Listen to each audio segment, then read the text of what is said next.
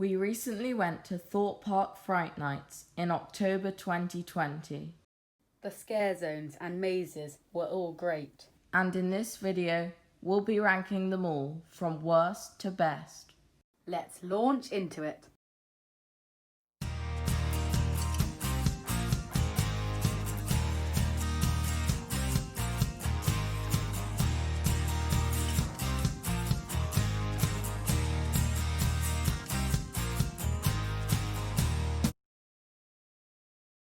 In 7th place is the Howling of Thorpe High. This scare zone was good, but could have been better.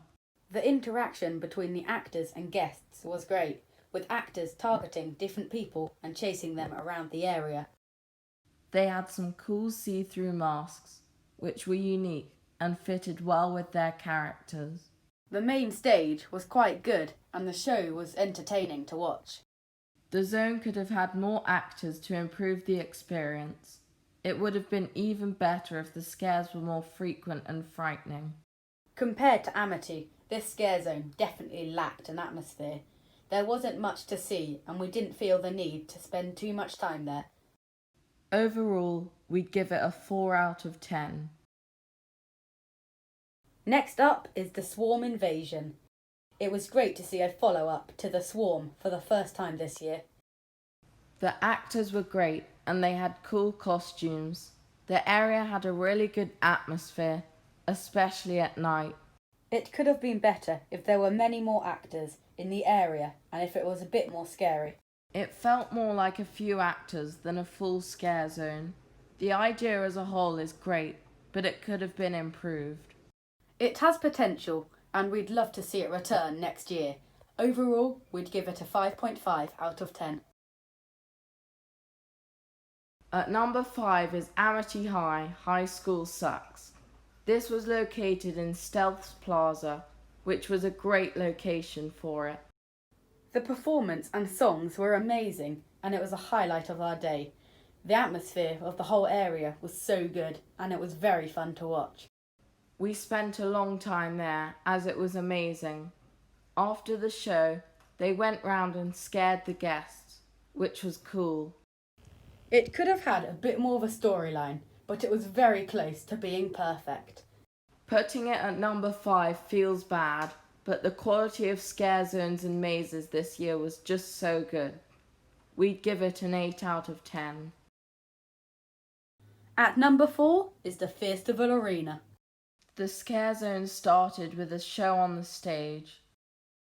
This lasted about 7 minutes and it was amazing. The show had a cool storyline and was very engaging. The atmosphere was good too. After the show, the actors roamed around the area, scaring and chasing the guests.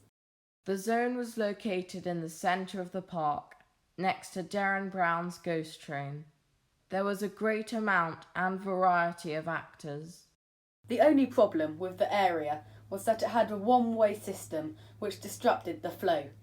Overall, it was definitely worth going to, and we give it an 8 out of 10. In 3rd place is Creek Freaks Unchained. This was the best of the scare zones, and it was awesome. The actors were very scary, and it was very intense. Like many of the other scare zones, it had a great atmosphere. It was cool how there was a route to follow, and there were different scenes going on. It could have been a bit longer, but it was still so good. Overall, this scare zone was very popular this year, and we would love to see it return in 2021 with a maze as well. We would give it an 8.5 out of 10.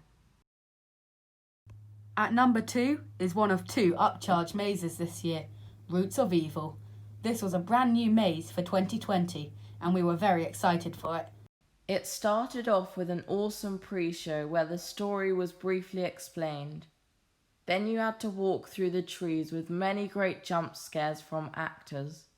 At the end, there was this man who was trapped in the Roots of Evil. The start and end of the maze were great. It was a very unique setting that made it stand out for us. Roots of Evil was a good experience with a lot of potential, although the maze wasn't quite perfect. It cost £10, but we think it's worth about £6. For the money we'd paid, it should definitely have been longer because it felt like the experience was over too soon. The actors could have been more scary to make it more thrilling. We love the idea of the storyline, but it could have been explained a bit more. It definitely could be the best maze at Thorpe Park if they improved it for 2021.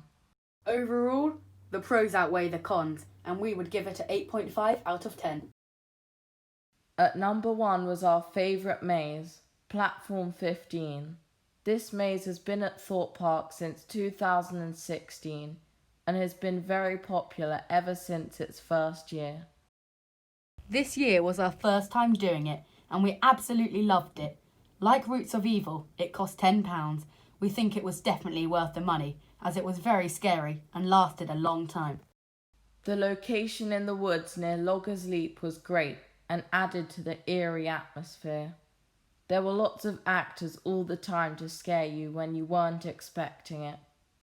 The highlight was the last scene, a great way to end off a brilliant maze. Then you exit in the middle of Creek Freaks Unchained, which was a good idea. Overall, it's very nearly perfect, and we'd give it a 9.5 out of 10. So, those are our rankings from all of the scare zones and mazes at Thorpe Park Fright Nights 2020. A great addition for this year was the Crows, who were creepy actors that roamed around the park. 2020 was one of the best years for Fright Nights, despite the situation we're currently in. Hopefully next year will be just as good.